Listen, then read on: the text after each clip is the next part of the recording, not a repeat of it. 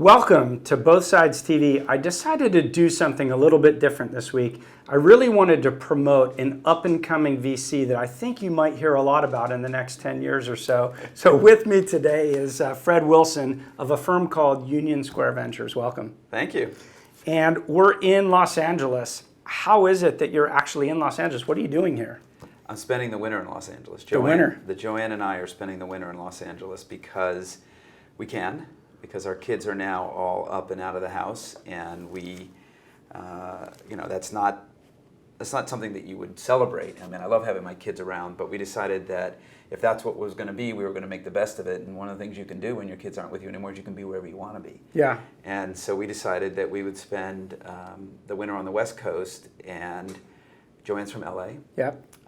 I chased her out here when we were in college. And spent a semester out here when she was doing an internship, and we've always had a soft spot for Los Angeles. And she has family here as well. She has family, and so it's worked out great. We've been here since the middle of January. We're going back next week to New York, and there are a lot of great things about Los Angeles. Well, I know this is your first winter in Los Angeles, but you've been here now a couple months. Like, what are your first-year observations about LA? About the tech? About the tech market, I mean. I think we could observe that it's warm out. I think that the tech market in LA is as robust as any market outside of San Francisco. Yeah. Outside the Bay Area. Yeah. And that's not a diss on New York or Boston or Chicago or Austin or Seattle or anywhere else. It's just that it's a big city. Yeah. It's got a couple of really big industries here that are getting impacted a lot by the tech internet thing, and there's a lot of engineers here. Yeah. People want to live here. Yeah. So it's got all of the makings of a big, important tech sector, and there's some great companies, right, that have already come out of here. So I think it seems really, really active and diverse. It's not everybody doing Hollywood stuff or anything like that. There's lots of diversity. And I think there's a lot to be done here.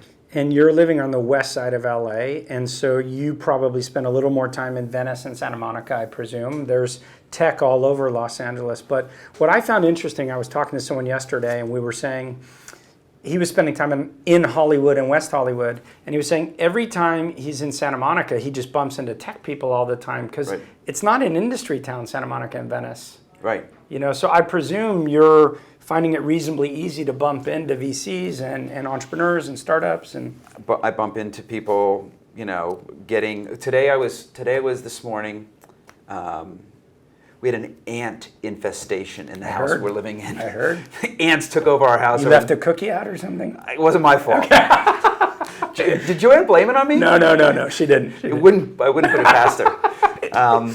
But anyway, I had breakfast with Joanne this morning, so I was hearing about the ant infestation. I couldn't eat breakfast. Our kitchen was taken over by ants. It was gross.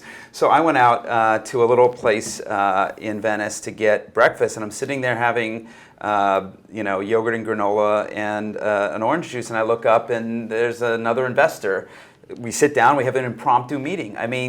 It definitely happens. And last time we had breakfast together, we sat down and there was an angel investor at the next table over being pitched by an entrepreneur. That's when you need the little wall of silence. The truth is, it happens to me in San Francisco all the time. So much so that I remember once sitting with my partner next to a company that Yahoo had just bought. We'd just seen it announced, and I heard them talking about the transaction and all the details. And I finally had to stop them, and I said, "Listen, I don't want to be rude.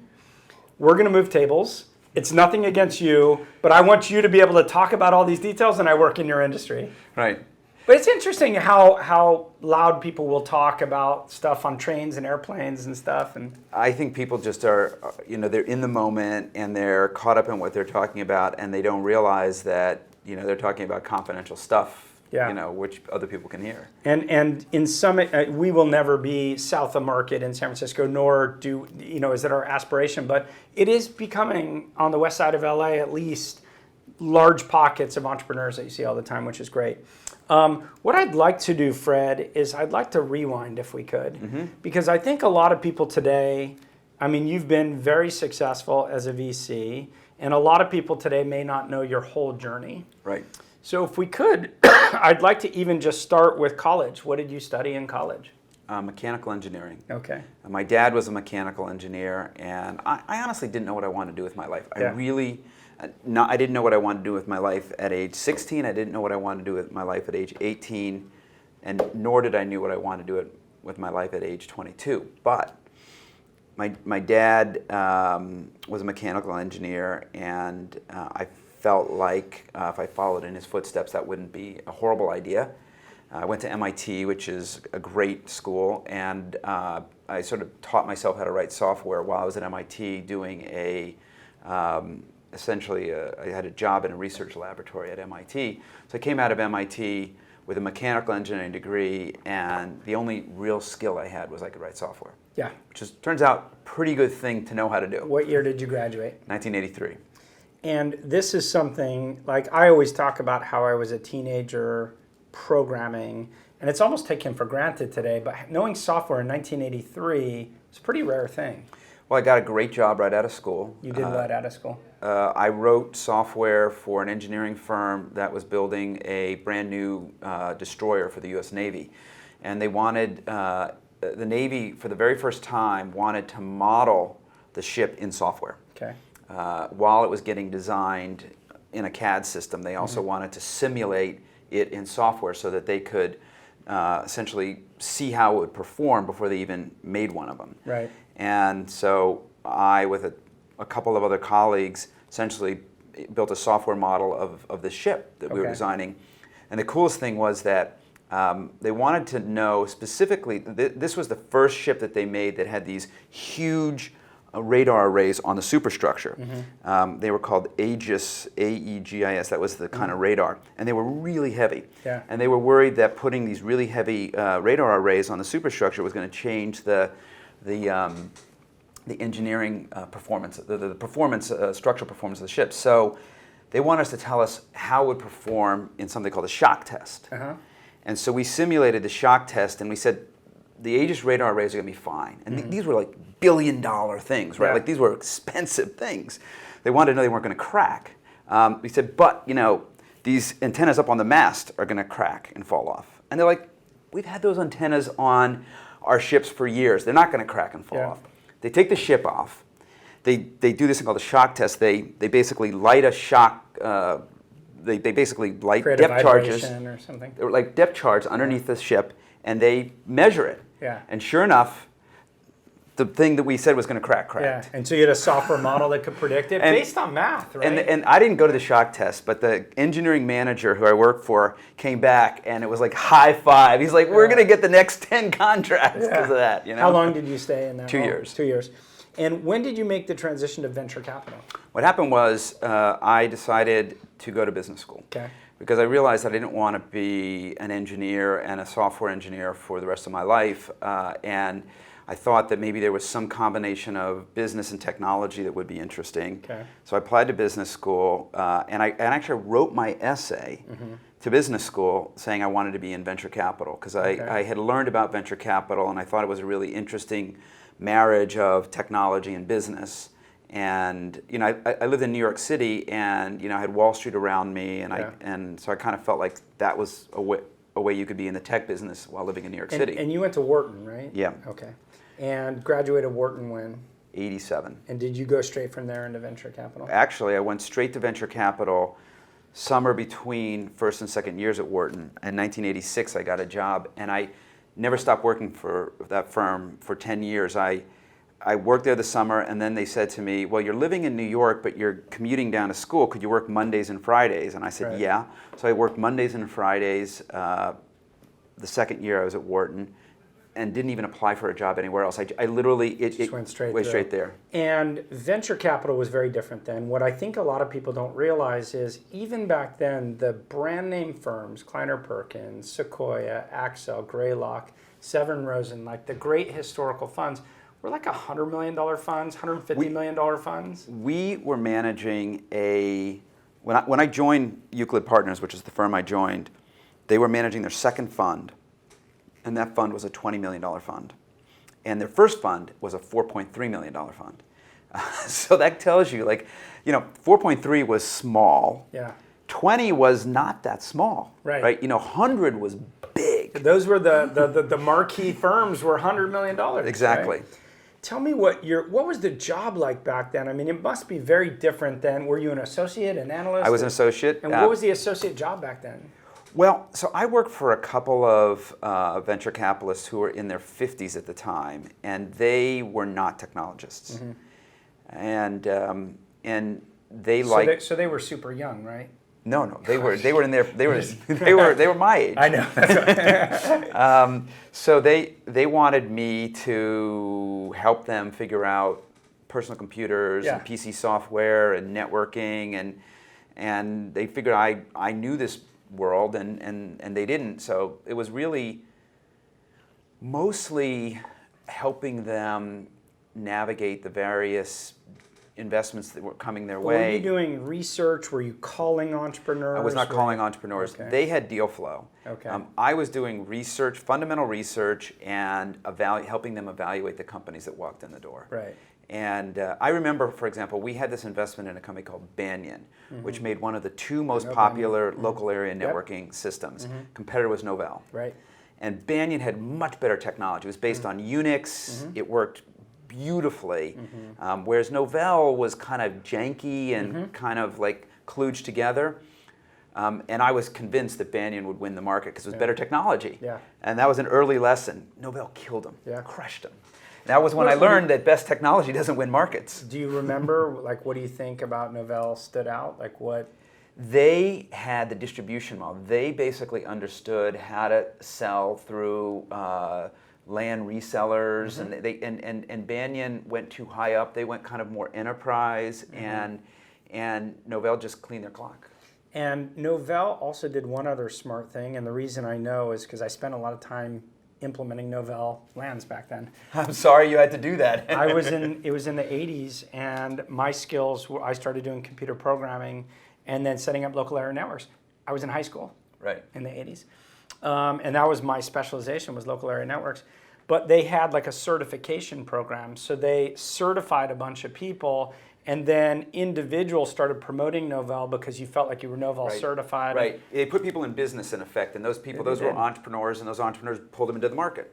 Makes perfect sense. You know, I have to say, like, Fred, we still live in this world where understanding how to distribute your product, how to support it, how to get the community bought into it still matter greatly. And yet a lot of the companies we're funding today have an overemphasis on technology. Do you agree? Do you think, has life changed now? Or can you just have great tech today and win? If you're selling to the developer community, I think that having the better product is a real advantage. But if you're selling to the enterprise, and you're selling to a business person, an HR exec, or you're selling to a CFO or something like that, I'm not sure that that's... But let me say it this way, though. My assertion would be best product or great product is necessary but not sufficient. I agree. So I'm not saying you should build a crappy product, but I think a lot of the understanding of how to move product and how to sell and support and get a community pushing product matters a lot. Absolutely. So you were there. Did you make partner at Euclid? Or? I did. Okay. I did. I became a partner in 91 or 92, and I made a bunch of investments there. I made about 10 investments personally, where I sourced the deal, led the deal, joined the board. Yeah. And then in 1985, the internet really happened. 95. Yeah, what did I say? 85. Oh, yeah, okay, 95. sorry. The internet really happened in 95. It started happening in 93, 94. Yep. And I got there pretty early. Started making investments, and in 95, I just felt that this was going to just be the thing. Netscape Navigator. Everything. Netscape, and you could see people were building the equipment, the switches, people were building software infrastructure for the internet, and it just felt to me like this was going to be the big mega trend for tech investing. And I just didn't think that Euclid, as it was constructed, was going to be able to invest.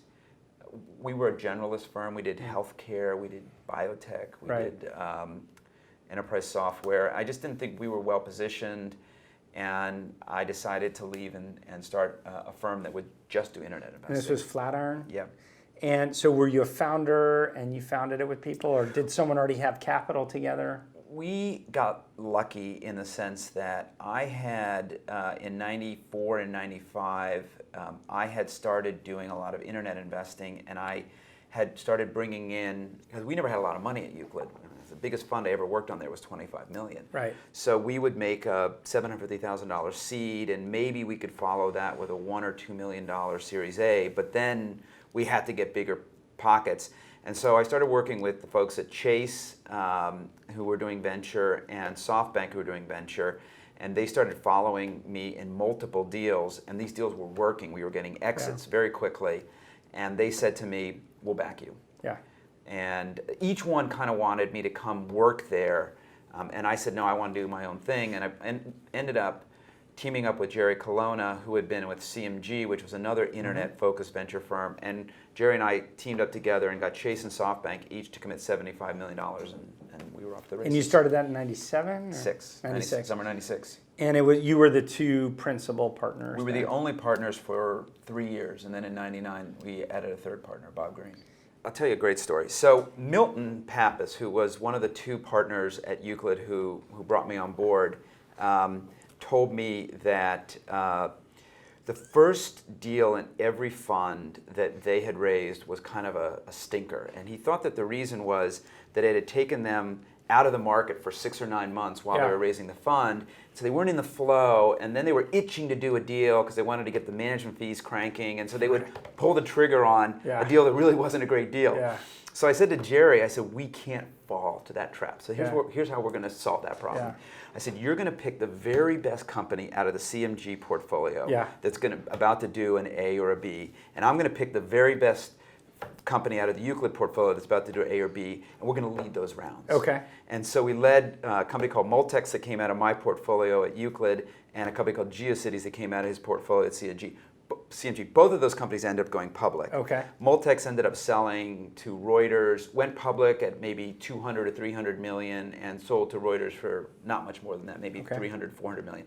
Great win for us, because we had paid, I don't know, 10 or 20 pre, so it was 10x for us. Yeah. But GeoCities, $2 billion, right? We paid 20 million pre, and it sold for $3.5 billion. $3.5 billion. And now we had sold a little bit along the way, so the numbers won't work out exactly like that. But it was a massive home run for us. And I remember when we were closing GeoCities, there was a company that doesn't even exist anymore. I think it was called Webmetrics. I'm not sure, but anyway, it was the first kind of like leaderboard for the internet. Yeah. I would show you the sites that had the most traffic. Right. And the day before we closed our GeoCities investment, they cracked the top 10. Mm-hmm. And I said to Jerry, we're paying $20 million for one of the 10 most popular internet sites in the world. That's crazy. I was like, this is going to work out great. And it did. Yeah, it did. Now, I remember reading a story, I can't remember if it was the New York Times or Wall Street Journal. It was talking about that era, because you could almost imagine that all VCs are rich. Right. The reality is, first of all, when you're new in the business, you're paid a very good salary relative to normal wages, so it's hard to complain about that. But you also have pretty huge contributions because you're having to invest your money back into the fund. So I know many partners, well-known partners, who have never had a big exit. They didn't sell a software company, and they're like having to borrow money to pay their capital contributions, and everyone just assumes like VCs are all loaded. What struck me was a story, and I don't know if you remember it, which was either you or your wife were at a cash machine calling the other person. No, it was Joanne. Joanne calling you to say, is there enough cash for me to take out of the machine to buy groceries? Yeah, what happened was we were living hand to mouth. Look, at Euclid, I never made more than $100,000 a year. Yeah. And we didn't ever really kill it on the... And just to be clear, by human standards, that's a lot of money, but people's assumption about how much all VCs make, I think, can be distorted. But Joanne stopped working, and so we had 3 kids and a mortgage and a house in the suburbs, and I wasn't making more than $100,000 a year, and you can do the math. It's not. You can. I'm not saying you can't live on that. We lived on that. It was fine, but we were living Month to month. Month to month. And she would go and take out cash and go to the shopping market, supermarket, and buy food for the week. And she said, there's no money in the cash machine. Yeah. And I said, don't worry about it. We just sold GeoCities to Yahoo. Put it on the credit card. Yeah. Before that, you guys weren't loading up the credit cards, but I'm not that kind of person. Yeah. I don't really like debt. Yeah. I'm not into debt. And so, but that story always stood out to me. It's just, I think people have this assumption again that VCs are just walking in cash. And obviously, once you have a super successful fund like that, life changes, right? But if I look at, I'm going to take Dave McClure. The earliest years of Dave McClure, when he started his fund, like that guy was driving the oldest, most beat up car, back of the plane, scraping together, trying to get sponsors to fund his trips or whatever. It's not like he had no money, but well, when Brad Burnham and I raised Union Square Ventures, the first fund, in 2003 and 2004, we were paying for everything. yeah, So we're flying all around the country and even to Europe, trying to get people to invest in our fund, and we paid for all the flights. Yeah. We paid for all the hotels. We paid for all the rental cars out of our own pocket. Yeah. And we would share a hotel room. yeah, I mean, that's, we'd get 2 beds in a room, and, it would cost us, I don't know, $200 a night. And so it was $100 each instead of $200 each. Yeah. And, you just, you think that the VC business is awash in money. And if you do well, it is awash in money. But not everybody is making money hand over fist when they're first getting started. But in a way, I think that ethos has served you well because I'm guessing when you look at entrepreneurs, you're looking for those characteristics of what it felt like to be you during those years, right? Those lean years. Yeah, I like to see the hustle in an Yeah. entrepreneur. I don't mean that in a negative way, but somebody who's Dave McClure is a great example of hustle, right? Like everything he does is hustle. He exudes hustle, right? And he's scrapping it together and making it up as he goes and faking it until he makes it and all that kind of stuff. I mean, that's what entrepreneurs have to do. Yes, absolutely. And so what made you leave Flatiron, and how did you decide, and how did you It wasn't our find choice. Brad What happened was early on in the history of Flatiron, SoftBank decided they needed to get out of the relationship because they were going to change their strategy about how to do venture capital, and they wanted to do it through their own operation, which became SoftBank Ventures, which became Mobius, and they didn't want to be limited partners anymore. Right.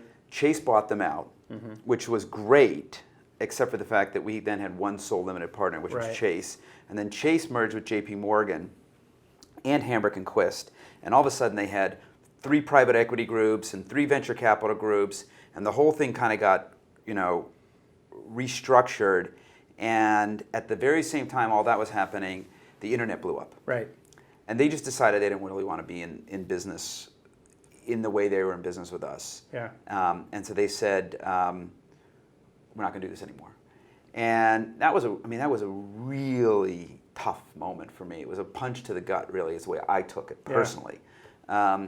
My partner Jerry decided that he was just going to go work at J.P. Morgan Chase because they wanted us to fold up Flatiron and go become partners there. Yeah. And I didn't want to do that. Yeah. So we ended up negotiating settlement. Jerry went over and became a partner at J.P. Morgan Chase. My partner Bob Green and I stayed at Flatiron. We let everyone else go, and the 2 of us basically agreed to manage the portfolio out for very little compensation. Yeah. And they agreed to contribute about what turned out to be about $25 or $30 million of capital to allow us to triage the portfolio. Where did you meet Brad, and what was his journey? Brad and I had done this company Multex I mentioned before. Yep. Brad and I were on the board of Multex together, and it's a great story. So Multex was started by a guy named Isaac Kareev, he was a Belarusian entrepreneur, immigrated to the U.S. Brilliant guy, but classic entrepreneur, very stubborn, very technical, brilliant, and he had built a system using client-server technology. Right. And the internet came along, and I remember at a board meeting, Brad said to Isaac, well, we could just, essentially use a browser as the client side and use the internet as the network and just run the application in the cloud. Yeah. And Isaac said, that'll never work. And then the company struggled because their cost basis running a client server implementation was too heavy and too expensive, and customers, they were making like 10% margin, right? And so they couldn't raise money. They're about to go out of business. They had 3 months worth of life. We show up at a board meeting, and Isaac said, I've come up with the answer. We're going to port the application to the browser. We're going to use the internet as the network, and we're going to basically run the back end in the cloud. And Brad jumped across the table, wanted to kill the guy. And I was like, Brad, I know it's your idea. Let it be his idea. Let it be his idea. Yeah. and so, like, I've heard you talk very positively about Brad over the years. I've heard many people talk very positively about Brad. You know, you're very public because you keep a blog and you're well known. And Brad chooses not to. Like, what's the yin and yang there for the relationship? Like, where does he add to you? Brad has most of the good ideas, like the good idea he had for Isaac. He's very kind of thoughtful. He thinks deeply about markets and competitive dynamics, about just the underlying kind of fundamentals of a business. And I'm much better at kind of taking whatever roadmap we come up with and helping, evangelize it, right? So that's kind of how our relationship has always been, and that gets me to be the front man. I get all the accolades, and I think. And he's okay with that. I think he loves it. We've had this conversation, and it could almost sound like, oh, is Fred just being falsely humble? But privately, you've said that to me, that he's a deep thinker and inspirational and giving you ideas. And but it's not just Brad, though. Yeah. I mean, Albert, who was the third partner to join, was the first person to join us. Yeah. Before Brad and I went out to raise Union Square Ventures, Albert and Brad and another person, Etienne, were trying to raise a venture firm called Semaphore Capital. And this was in 2002. Yeah. Talk about really bad timing. Yeah. Nobody wanted to invest in venture in 2002. Albert had done Delicious, or what did he do? No, Albert had an incubator in New York City called LC39 that Brad had been on the board of. So Brad and Albert and Etienne had spent a year trying to raise Semaphore. Didn't work. And then I said to Brad, why don't you and I try to do something? So we did it. And then Brad was always saying, you should meet Albert, you should meet Albert. So we got Albert to work on two of our portfolio companies. Dakota, where he basically did a temporary CTO gig, and then Delicious, where he basically was Joshua's business partner. And after they sold Delicious to Yahoo, Albert joined us as our third partner. And he's the most technical of you guys. Albert is the most technical of anybody I've ever met. I mean, he did MongoDB, right? I mean, he can go toe-to-toe with any technologist in the world. Yeah. I say that. I know it's a boastful, proud statement, but I honestly have seen it. Yeah. Like he and is really good. It's a rare skill to find someone that technical who also has both good investment judgment and ability to play the board role. He has learned those pieces of the businesses, as we all do. I had the opportunity to learn those pieces of business in an apprenticeship with Milton and Bliss. And then Jerry and I kind of on our own kind of learned it again. So by the time I started Union Square Ventures, I had a lot of those skills. And Albert, learned those on the job. He's always been a great investor. Yeah. I think he's got a very mathematical mind, and he really understands investing. But the piece of it that I think, like me, that Albert had to work on was how to be an effective board member. Right. I think both he and I, being engineers, see a problem and we want to solve it. Well, speak about that. What is it to be an effective board member? Because on the one hand, I see board members who barely seem to have read the materials. It feels like you're kind of reminding them about the business.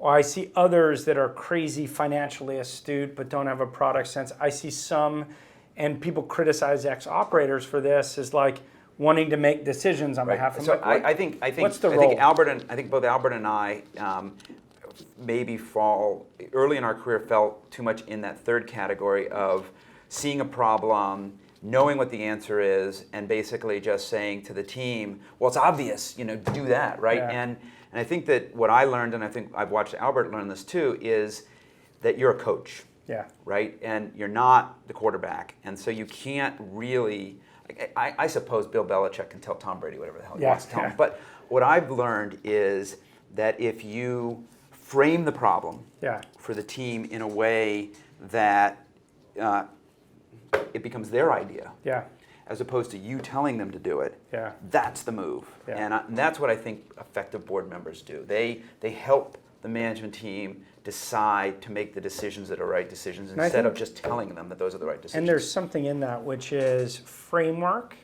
versus answer.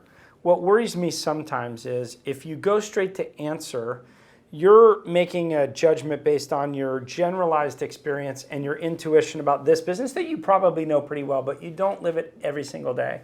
So I worry sometimes because I hear board members who will jump in and say, this is what you need to do. And some teams will say, okay, we need to do that, right? And sometimes it's the wrong answer. So I find like providing frameworks of this is generally why, this structure is why I think that's the right answer, but you guys need to come to that conclusion. In some ways, it's like giving them tools to actually make the final decision, which may be different than what your decision was. Yeah, well, the other thing that I've learned is that each company and each management team will be successful with a slightly different playbook, right? So that the right answer for company A in terms of who the right VP of sales to bring on board might not be the right answer for company B. It depends on the team, the strengths and weaknesses of the team, strengths and weaknesses of the product, what market you're in. I don't think that there is a right answer every single time for every single company. There are a couple places, like financial management might be a place where best practice is kind of best practice, but a lot of this other stuff is more art than science. And knowing when that's the case, that's important. Interesting thing, the coach metaphor. So all too often as VCs, again, we're problem solvers. We see financials, we see product, we see it maybe through an engineer's eyes or a salesperson's eyes. But there is something to be said about the coaching role, which is how do you get a CEO to effectively work with his or her leadership team? Now, Jerry Colonna ended up going into building a business like that. I think there is an incredibly important role to be played, this actual coaching thing, because so much of success is psychological. Well, and how do you think about that? From my own sort of selfish ego desire, I would love to be that person for the CEOs and entrepreneurs I work with, but I realize that my relationship with them is a little loaded. And I'm never going to have that completely trusting relationship that's required. So I'm a huge fan of a coach who can play that role, who can really be there for the CEO, right? As opposed to, I got a lot of stakeholders to represent. And with the CEO struggling, I'm going to have people who report to the CEO coming to me and saying things. I'm going to have other board members coming to me and saying things. I'm going to have my own partners coming to me saying things. It's when you're a director, maybe the lead director, that's a different role than a coach. And in a way, in order for it to be effective, the CEO, I think, has to trust the coach to be talking to his or her team to get a 360 evaluation. Of course. And the goal isn't just, well, let me give feedback, tough feedback to the CEO. I think it can also be like, okay, now that I know the personalities of your top team, how do I get you to work together? Like, how is this person carrot or stick, heat or light? Well, Jerry told me that Jerry's doing a boot camp now around co-founder issues. And this is something that I never focused on as much as I probably should, but it seems obvious in hindsight that a lot of the struggles of a lot of the companies I've worked on are resident in the dynamic between the two founders or three founders or four founders. I mean, that's a complicated relationship. Yes. And I'm sure you've gotten caught up in the middle of it. I've got caught up in the middle of it. So having a coach to help with that is very important too. I've often said the role of a VC is chief psychologist. Yeah, it is. But like I said, it's loaded. Yeah. Right? That's kind of like having your wife be your chief psychologist. It's effective to a point. Yeah. Outside help sometimes makes sense. So you raised Union Square Ventures, if I rewind, it wasn't that easy to raise from memory. No, it took us 18 months. 18 months. And we got a lot of no's. What was the reception in the market like? Nobody wanted to talk about venture capital because venture capital as an asset class was performing miserably. Nobody wanted to talk about the internet. Yeah. The internet had basically been proven to be a scam by that point, which of course it wasn't, but that's how everybody was interpreting it. And nobody wanted to back a brand new firm. Yeah. So, we ended up cobbling together a $100 million fund with about 25% of that came from our capital and some very close friends of ours from the business. Yeah. And then 75 million of it came from like 5 or 6 investors. Yeah. And then we had a few more people that wanted to pile in at the end. So we ended up increasing it by a little bit, but we probably got turned down by over 100 investors, and we probably only got, as I said, 6 or 7 to say yes. So it was really hard. It was also a great time to raise a fund. Yeah. That's the other side of the coin, right? Is when nobody wants to do something, that's when you want to do it. Yeah, but do you sort of feel like that as an investor in tech companies, I'm looking for unconventional wisdom, or are you looking for ideas that have worked somewhere and you're going to be fast follower? In terms of what our strategy is? Yeah, or your personal view on investing? I particularly like to get out in front and make bets on things that I think are going to happen, as opposed to wait until it's obvious and then try to get in on them. But I think both strategies work. It just, some of it is how you like to, what you like as an investor, what intellectually interests you. We also like to have relatively small pools of capital. Yeah. And I think it's hard to be a follower when you have relatively small pools of capital, because when a market or a company becomes obvious, everybody wants to pile in, and so valuations get bid up. And if you can only write a $5 million check or a $3 million check, it's hard to get a lot of ownership. So for us, I think it's best to get out in front of things. And you and I have had an offline chat about new VCs, and I was saying to you at the time, what I've observed with a lot of new VCs is a rush to make investments, and I think you called it like getting notches on your belt. Right. And you're not talking about new VC firms. You're talking about new VCs. New VC firms or new VCs in a firm. Yeah, it's certainly. I think that's true in both cases, but I think it's particularly true with somebody who's getting into the venture business and they want to start putting notches on their belt. Because they feel like a measure of success is I've done these 3 deals. I need to get my name on deals. But the interesting thing is I feel like you need a while to sort of figure out what's my right deal sources, where am I going to get the best high quality stuff, what is uniquely me, what can I be known for, right? And I feel like if you rush into it, all you're doing is giving yourself a whole bunch of work for stuff that's likely not to perform as well in year 2. It's like, the point that Milton made about your first deal is going to suck for a whole host of reasons. Yeah. So maybe you should just get it behind you real quickly, right? I think Matt Kohler's first deal at Benchmark was Instagram. He did okay. He's got a great track record. Yeah. But for most people, most mortals, you don't start off hitting a home run or a grand slam or whatever you want to call that. Yeah, and what I learned about venture over several investments is there's like a cycle. Like your first 3 or 4 years as a VC, it's about doing deals and going really deep into those companies, but you wake up in year 4, 5, and 6, and then suddenly you're not only doing new deals, but you're trying, like all of these companies get to their next level where it's either being sold, having to raise more capital, founder quits, having to do a shutdown, right? And then you're like, this is a lot of work. This is when you just get crushed. Yeah. What it takes companies usually 2 to 3 years before they turn out to be failures and they need to be wound down, or they get to something interesting and then there's exits and there's management changes and there's big rounds, and so when you're first doing deals, it feels so easy. Oh yeah, I can do another deal, I can do another deal, I can do another deal. All of a sudden you got 8 deals, and then all of a sudden the crunch comes and it's just like you can't even breathe. Yeah. It's like you don't even know what to do. problems all over the place. So, or opportunities. Yeah. And the thing that I don't think you can do is you can't just focus on your good things. Yeah.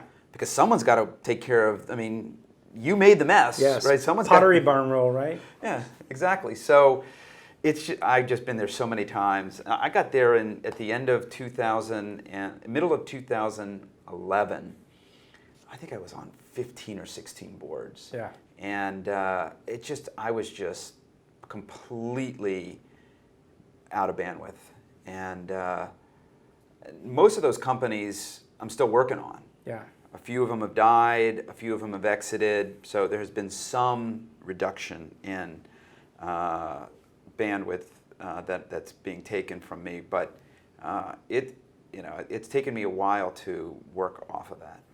When I tell entrepreneurs how to reference check VCs, I always say ask to talk to, or even if you don't ask, find out the companies that they were involved with that didn't work. Mm-hmm.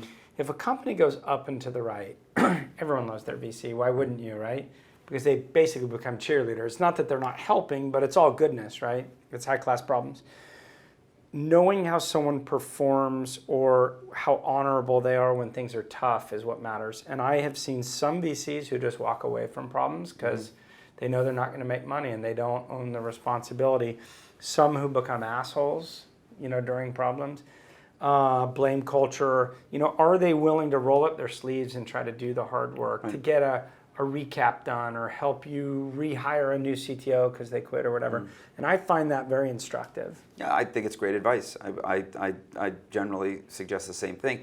There's a couple of other things that I really would advise people to do when they're thinking about who to take money from.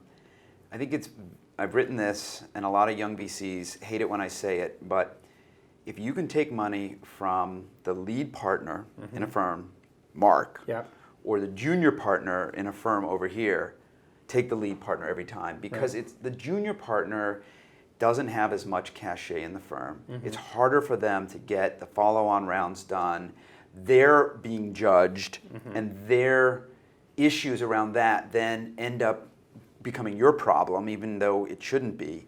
And whereas when you deal with the senior partner in a firm, they've probably achieved a certain amount of success in the business. They can approach each and every problem without worrying about how it's going to impact them back in the office. And they can put the company's needs first. And I think that's what you want. Well, I'm not going to play devil's advocate because I wouldn't say that's wrong, but let me at least give people a framework to think about it, okay? The starting point I always say, and I don't think this will be controversial, is when you approach a partnership, you should do your homework and think about that partnership. And there are many sources where you can find out what are the politics. If there's 6 partners, are there 2 that haven't gotten a deal approved in a long time? Or are there 2 that are kind of golfing a lot and kind of out to pasture? Or 2 that are just not that interested in early stage or whatever? There are so many people to find it. First of all, portfolio companies, mostly will tell you things. Law firms. Right. Law firms have a pretty good sense of what's going on. Associates at various firms can tell you. The trade-off between senior partner and let's say emerging partner, if they have political support, they have more capacity. That's true. In my earlier days, when I had 3 portfolio companies, I was like all in on those companies. I'm on 9 boards now. And I don't want to say I'm unavailable. I'm available to the ones that need me when they need me. But there is a trade-off, and just understand what you're signing up for. Your macro point I 100% agree with, which is make sure the person you have has political support. Right. I just want to give you an example, one that you know well, which is Greg Bettinelli. So Greg's been with us about 18 months. But Greg has been so successful in 18 months with us. I said to Greg, obviously we're a partnership and we all have to decide, but if you have really high conviction over a deal, I'm in. I want to debate you and tell you why I think it's shit if I think it's shit or whatever, but I wanted him to know that he had support because in my early days, that didn't exist. Right. And I feel like the way I'm starting to see my role is giving people the scope to make hard decisions, to make mistakes, but also know if you make a mistake, culturally what I'm looking for is people who own their mistakes. Right. Yeah, the thing that I have just been burnt over so many times, and I've been doing this for 30 years Yeah. now, so I'm not talking about in the past 3 years, I'm talking about over the totality of those 30 years, is partners in a deal Yeah. who don't support the company. Right. And look, if the company definitively does not deserve support, Yeah. that's one thing. But we're not feeling it. You guys can do the round. We'll sit this one out or whatever. Like, I just Bullshit. it kills me. I hate it. Yeah.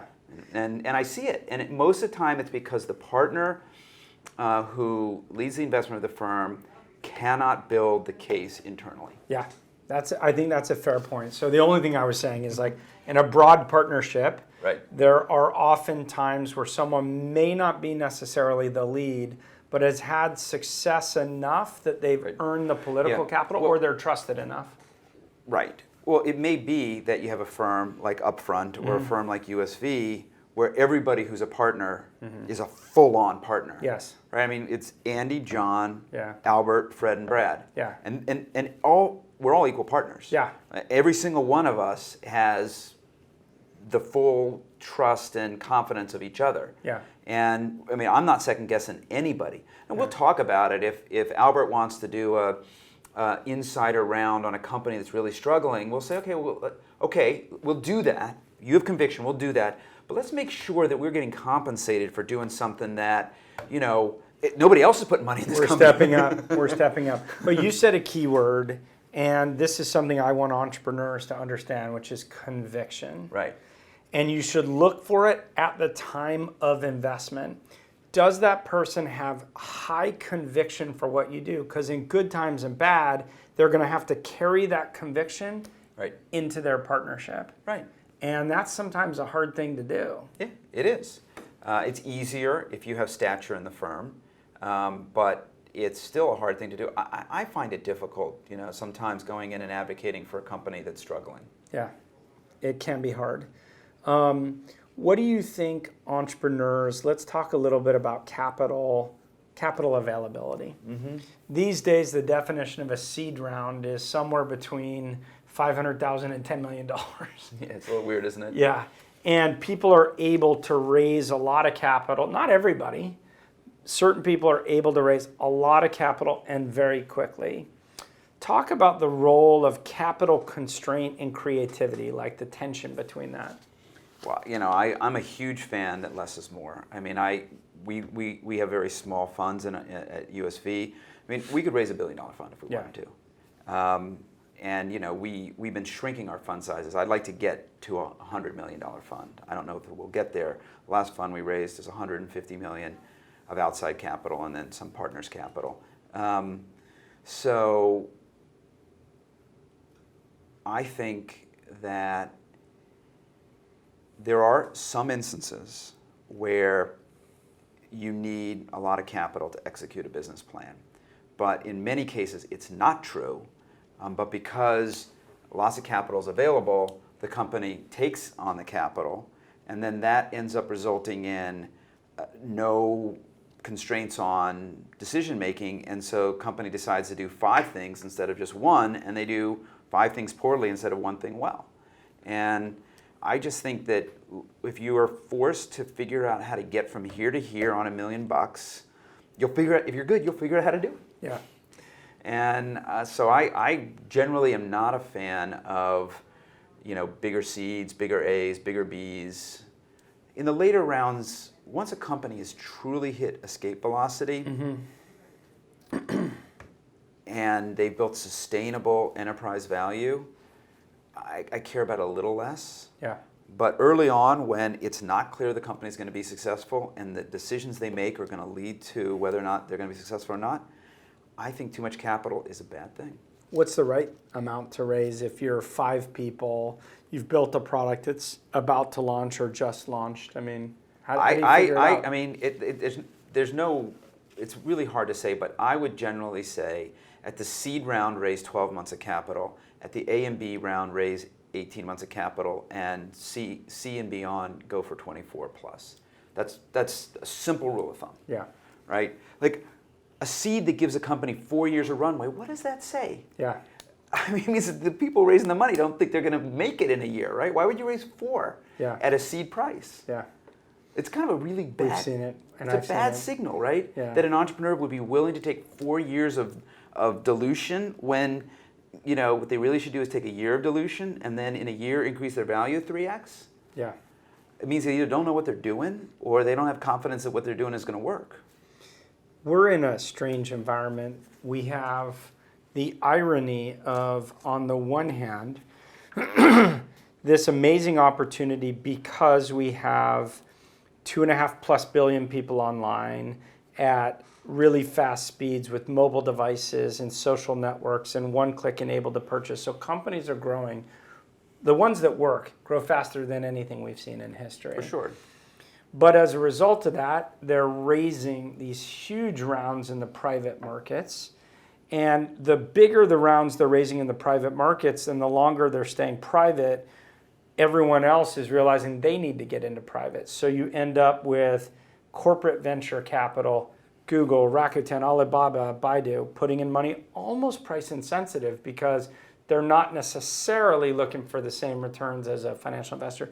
You have mutual funds and hedge funds trying to get in early. And so what this has produced is in the late stage, like insane valuations. Right. And, what do you make of that? Like, Bill Gurley said last week at South by Southwest that he predicts this year there's going to be a dead unicorn. What's happening in that market? Does it trouble you? Well, we don't participate very much in that market. No, we have companies in our portfolio who find themselves in that stage and access that market. So I guess we do participate in some ways in that market.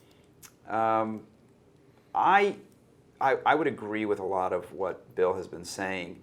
I think the right answer would be to encourage our companies to go public a little earlier. But the problem with that, as you know, is that many of these companies haven't invested in the legal infrastructure and the financial infrastructure, the financial controls, and they actually couldn't figure out how to get through an IPO process if they tried. Right. And convincing them to spend $3 or $4 million and invest in that earlier on is a hard argument to make. But I do think it would be great if Dropbox was a public company now, if Uber was a public company now, if Airbnb was a public company now. I think that would be better. It would be more people could participate in the value creation that those companies are creating. The companies would be valued by the market, by the real market, as opposed to some, it's not a real market because what happens when these rounds get done is it's an auction. Yeah. It's highly constrained. There's no liquidity. Everybody wants in. Yeah. And so you can, the clearing price becomes a price that companies would never trade at in the public markets. So argue this. Argue that you're talking to an entrepreneur and they can raise at a $3 billion valuation where normal metrics might say they're worth $600 million. Let's just pick arbitrary numbers. Why wouldn't they raise $200 million at a $3 billion valuation? What would worry you about that? Well, one, are they going to be able to raise another round at a higher price? I mean, we have seen a number of companies that have really struggled to raise follow-on rounds or even get public because the price that was put on them in the private markets was too high. Box is a good example of this. And then they did this funky deal. I don't know all the specifics, but I know enough to basically construct a narrative around it. They did this funky deal to get a private round done that was effectively priced by how it performed in the public markets. The performance was weak, so a bunch of additional shares were issued, causing more dilution, and then the whole deal fell apart. Now the stock's trading at, I don't know, lower than its IPO price. I know that. That's just a bad outcome all around. Right. And now that affects Dropbox because Box is the comp to Dropbox. And now Dropbox, might have trouble raising a round at a step up from their last round price because people are going to point to Box and say, "There's your comp. They're trading at, I don't know, X times revenues, so you should be trading at X times revenues."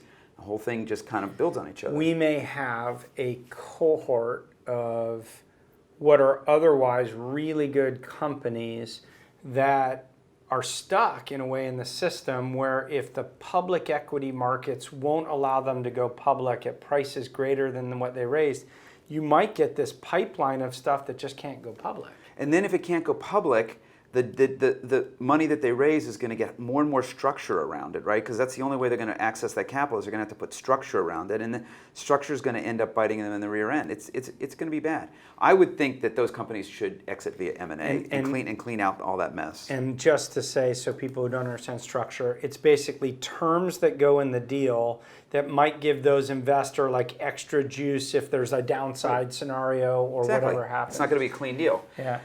So I think that's on the horizon. We're already starting to see some of that. Yeah. And I think we had a portfolio company that could go public in the next year. I'm not going to say what it is. And they were going to do a private round. The company for some stupid reason wanted a very big valuation. Mm-hmm. And the only way that they could get the big valuation is that the investors wanted to effectively defer the pricing of this financing until the company went public, right, and then negotiate a discount to that. I was like, that's dumb. Why not just finance the company at what the market thinks the price is for your company, and be fine with it? I feel like there's too much trying to game the system right now, and the behavior of watching their peer group is forcing it. I mean, I won't name names, and it's actually people I like, but there have been publicly people saying, I feel like I need to get $1 billion valuation because if I don't, it's going to be harder to hire employees. It's going to be harder to get public recognition. And I feel like that's a terrible way to make decisions in a business. If you need $1 billion valuation to hire employees, you're a shitty recruiter. And there's even a perverse incentive because you've now just made it more expensive for employees who are joining in terms of their stock price. And I think this is mostly a Silicon Valley thing. Yeah. I mean, I don't see it in New York. We're recruiting a VP engineering for one of our companies. I did an hour-long phone call with a candidate today. He didn't even ask me what the valuation of the company is. He asked me a lot of questions about the product roadmap, what the market structure is, what the vision for the company, all the things you really actually want to know. Yeah. He didn't ask me, what the last round price was, what the carrying valuation is, what the 498. He may get to that at some point, when he's negotiating his options, but he's not going to make his decision on that. He's going to make his decision on the things that you and I would make a decision on, which is, do I believe this company has a, really bright future? And do I want to spend 4 years, 5 years, 6 years of my life there? Talking about bright future, I want you to tell the story, if you feel you can, about how you got into Twitter. How did you invest in Twitter? Why? Nobody else was. I mean, Twitter wasn't back then. I mean, it was a popular technology, but people were so skeptical about whether it would be a good business. Yeah, I just was using the product, and I had been blogging for about 4 years at that time, and I knew that blogging was not going to be a mainstream thing. It's too damn hard. You do it, I do it. It's hard. Mm-hmm. So I thought that, but I saw the benefit of it. Yeah. That if you put your ideas out there, people will come to you. Yeah. It's like flypaper. Yeah. So so I started advocating. God, you can really build a following by blogging. I knew it needed to be simpler. Twitter came along, and back then they called it a microblogging service. I remember. And I was like, this is it. Mm-hmm. This is the thing that can get hundreds of millions of people blogging, and so I said to Brad, we got to do this. Brad and I got on a plane. We flew out, and we basically were interviewed by Jack and Ev. Mm-hmm. And I think there were 2 or 3 other firms that were in the mix. We weren't the only ones. And I think what Jack and Ev did, I've said this many times, so a lot of people who are watching probably have heard me say this, I think they knew what they wanted to do. Mm-hmm. And so they were asking us all these questions, already knowing the answers, and they were just looking for fit. Yeah. They were looking for an investor who wanted to execute the same playbook they wanted to execute. Right. And some specific examples were, should we go out and cut deals with carriers to get Twitter on deck? Remember back then when on deck was a big thing? On deck, yeah. And we said, don't waste your time with that. Mm-hmm. Said, market's moving, carriers are not going to be as important. What you really want to just do is just focus on organic growth, get people using it for the right reasons, and things will take care of itself. I think that's what they wanted to do anyway. Yeah. And I think other people were giving them different advice, which they weren't really aligned with. And so I think we ended up winning that deal because they saw a good strategic fit with us in terms of how we thought they should build the business. And so that's how we won the deal. And again, we could tie it back to that advice about conviction. Right. Because in a way, as an entrepreneur, you spend all your time pitching, just hoping to get money. Right. But you could equally turn the tables in a discussion and say, well, what do you think we should do?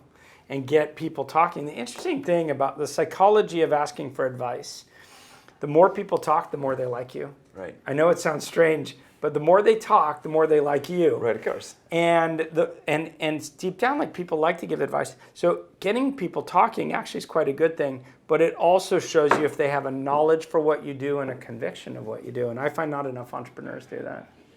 Yeah, well, I think Jack and Ev did a really, really good job with us. They put us through the paces.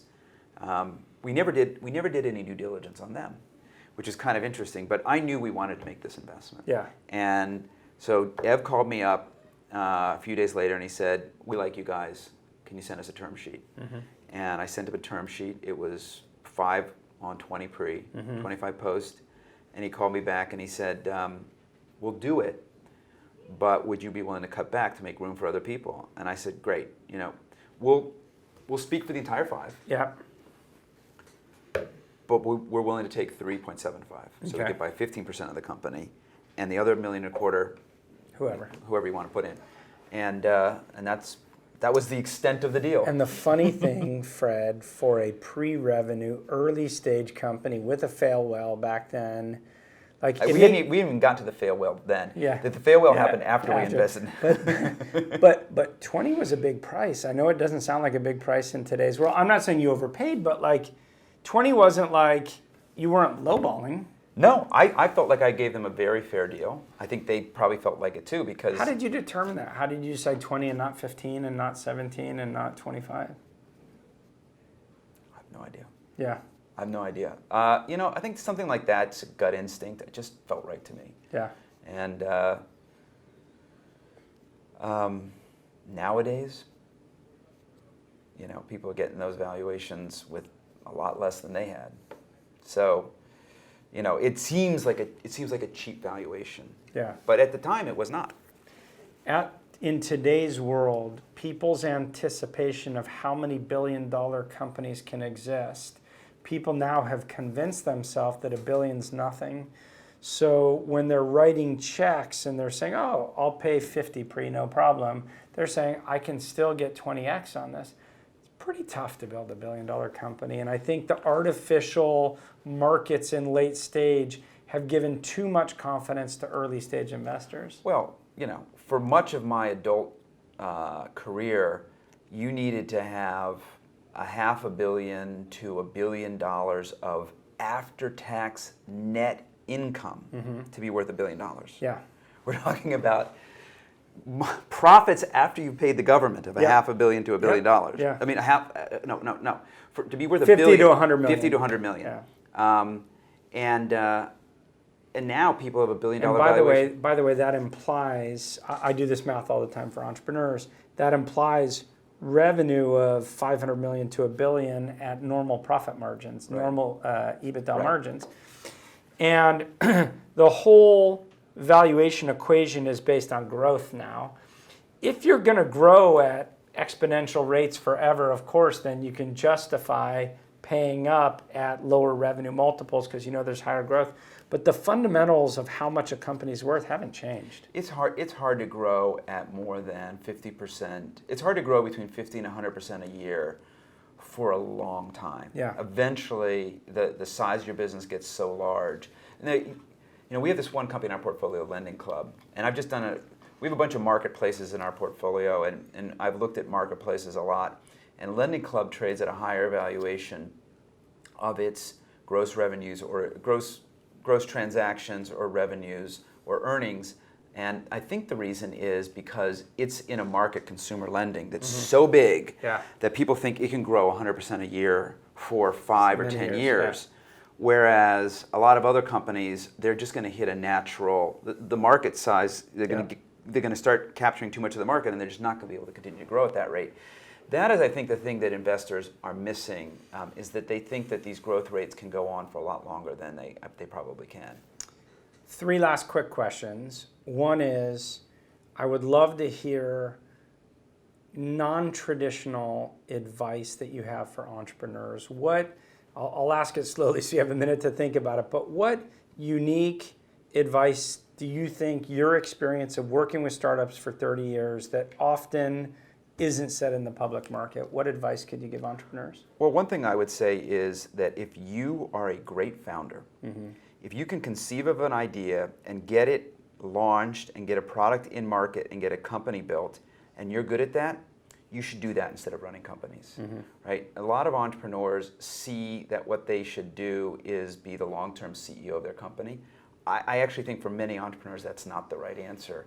For many entrepreneurs, I would imagine if you were a great entrepreneur and you had 10 or 20 companies in you, why wouldn't you spend 2 or 3 or 4 years starting a company and finding a CEO and then starting another company and finding a CEO? If you do that, you could build a portfolio of, like 10 or 20 companies over your career. I think that would be much more value creating. And the skills that it takes to succeed in your first 4 years are very different than the skills. Well, the number of people that I know who can do the first part, idea to business, again and again and again, are very small. The number of people who can be great CEOs is way larger than that. Yeah. I'm not saying that being a great CEO is an easy thing to do, but being a good executive and a good manager is I think, a much larger set of people have that skill than being a great entrepreneur. So that's the thing that I think entrepreneurs, I don't know why they get hung up on, I want to be the CEO of my company forever. Maybe maybe it's an ego thing or whatever, particularly young entrepreneurs feel that. And it's not because I'm in the business of throwing people out of their companies. I mean, if somebody wants to be the CEO of their company, I'm going to try to help them be the best CEO they can be. But I'm not sure it's really the right answer for them. Do you care when you write the check if you can imagine that person going all the way? Does that bother you if you can't imagine it? I've been surprised by the ability for people to become good CEOs. No, I don't think we get caught up on that. I think we're much more caught up on, do we think that they can build a company? Can they get a product in market and can they use that product to build a company? We know that there's going to be some moment where there's a question about whether they're the right long-term CEO for the company. And I don't relish getting to that conversation, but I'm not afraid of it. And it doesn't get in the way of us making investments. Second question, what non-traditional advice that you don't generally read do you have for VCs, for people who maybe have gotten in the industry in the last 1 to 6 years that you've learned? It's different than what seems like is happening in the market today. I would focus more on learning how to be a great partner for entrepreneurs than building a great track record. Because I think that if you build a reputation for being a great partner to entrepreneurs, the track record will take care of itself eventually. That means making time for your portfolio companies, really rolling up your sleeves and helping the entrepreneurs. And so, if you could go out and make 10 investments, or you could go out and make 3 investments, but if you made 3 investments, you could really invest in becoming a really great, partner for entrepreneurs. I would choose that path. I read a really interesting quote from Randy Komisar that I didn't tweet it because it was said during the Ellen Powell trial, and I didn't want to sound like I was somehow taking side, trying to stay out of it. But it was something like, being a great VC is as much about, and he was talking about colleagues, as much about being a great partner as it is about being the smartest person or being right. And that really stuck with me. Like, we're a team. People are going to make bad decisions. We need to encourage and be great partners, which in many ways comes down to being great people. And that just really stuck with me, but I just felt like I couldn't publicly tweet it because I didn't want to sound like I was jumping in. And finally, talk about, the last 10 years, I'll restrict you to 10 years, the deal you regret missing the most. Or at least in your top three, so I don't make it out there. I guess, the easy one for me is Airbnb because I've written a bunch about it. Airbnb is everything that we want to invest in a company. Mm-hmm. And we could have invested in it right coming out of Y Combinator, mm-hmm. which is the stage at which we are most excited about investing, really early on in a company's life. And we love the founders, and we knew that I knew in my gut they were going to be successful. We just got caught up on the fact that at the time it was mostly people renting out, a room or worse, a couch on their living room. Mm-hmm. And we just didn't have the imagination to realize that, within 3 years people would be renting out mansions on it. And it just was just a complete and total miss on our part. And so I regret that the most. It's easy to say they're worth billions and billions of dollars. We would have made a fantastic financial return. But the thing that bums me out the most is when I think of what is a quintessential Union Square Ventures deal, that's Airbnb. We should have been in that deal. We weren't. And have you changed anything as a result, either in terms of how you talk about deals after you do them, or staff, or anything else? The one thing that we are more cognizant of as a result of that, Brad and I have both said it multiple times, is that when they pitched that deal to us, we were in our late 40s and early 50s, and we could not imagine ourselves renting out a room in someone else's apartment or renting out a couch in someone else's apartment. And so we're like, people will never do that. Yeah. And the younger people on our team mm-hmm. were like, I would do that. And so what Brad and I say is like, we're not going to reject anything that we wouldn't do and the younger team would. Okay, right. If we may reject it for other reasons, yeah. but not on that reason. Right. So you need to listen to younger people. There is a sort of generational input. I think that's important. Well, it's not just that we need to listen to younger people. It's just that had we been a little bit more open-minded about that conversation, and that the younger people in our partnership were urging us to be more open-minded about it, we might have got the right answer. Well, so my equivalent is Snapchat, mm-hmm. because we had a company in LA called Tiger Text that was doing disappearing text messages. And, they're a fine business, and I'm not criticizing them, but just the name Tiger Text, because it was after Tiger Woods, it had all the text messages that he sent out, and everyone put it in the press, and so they were saying Tiger Text, it'll disappear. And of course, now you have Confide, and you have Cyberdust, and now we all understand how important it is to occasionally have stuff disappear. But in my mind, I was thinking, here's a company enabling philanderers, like, is that what I want to be behind? And of course, they turned out to be a much better company than that. So when Snapchat came along, I'm like, so this is now pictures for philanderers? I just couldn't put myself in the mind of a 22-year-old. Me at 22, God help the world if there were photos of me like at a bar drinking and being published, right?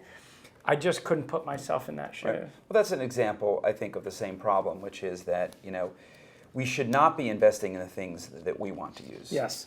We should be investing in the things that everybody wants to use, and we may not want to use them. Well, we have 5 associates, and they're all pretty young, and I'm trying much harder to understand their psychology, what interests them, how they view a thing differently. And again, I may still go with my judgment. I want to understand the generational. And I think sometimes people confuse it with things are different now that we don't understand technology. It's not that, it's age and stage. At our age, having disappearing photos, I'm not at parties getting drunk where I'm thinking about how, occasionally, but not often, where I want the stuff to disappear, and I'm not always at volleyball practice with a bunch of other people or whatever. So I think age and stage, things change, and you need to make sure you're tapping into that youth culture, I think. So. Yeah, no, we've been very successful with it in many cases.